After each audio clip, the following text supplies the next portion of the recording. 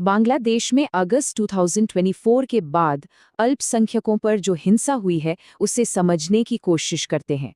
सबसे पहले ये देखते हैं कि ये हमले कितने बड़े पैमाने पर हुए हैं। सोचिए, सरकार बदलते ही पहले 15 दिनों में 2000 से ज्यादा हमले हुए।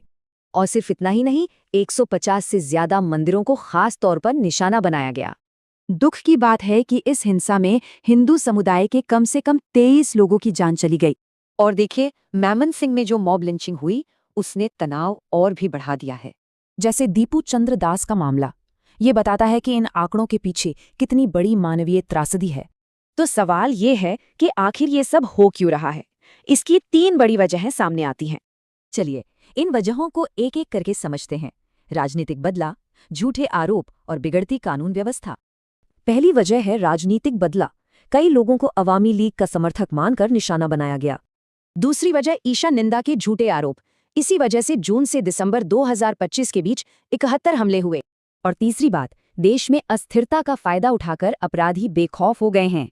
अब देखते हैं कि इस पूरी स्थिति पर भारत और खुद बांग्लादेश से क्या प्रतिक्रिया आ रही है। भारत सरकार ने इस हिंसा पर आधिकारिक तौर पर गंभीर चिंता जताई है। सिर्फ चिंता ही नहीं, बल्कि बांग्लादेशी उच्चायुक्त को बुलाकर अल्पसंख्यकों की सुरक्षा की मांग की गई। लेकिन सवाल ये है कि बांग्लादेश में जमीनी हकीकत क्या है। एक तरफ तो कट्टरपंथी समूह लगातार हमले कर रहे हैं, लेकिन दूसरी तरफ एक अच्छी बात भी है। कई स्थानीय लोग और छात्र मिलकर मंदिरों की रक्षा कर रहे हैं।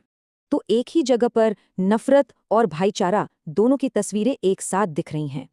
ऐसे में सवाल उठता है कि बांग्लादेश में अल्पसंख्यकों का भविष्य क्या होगा।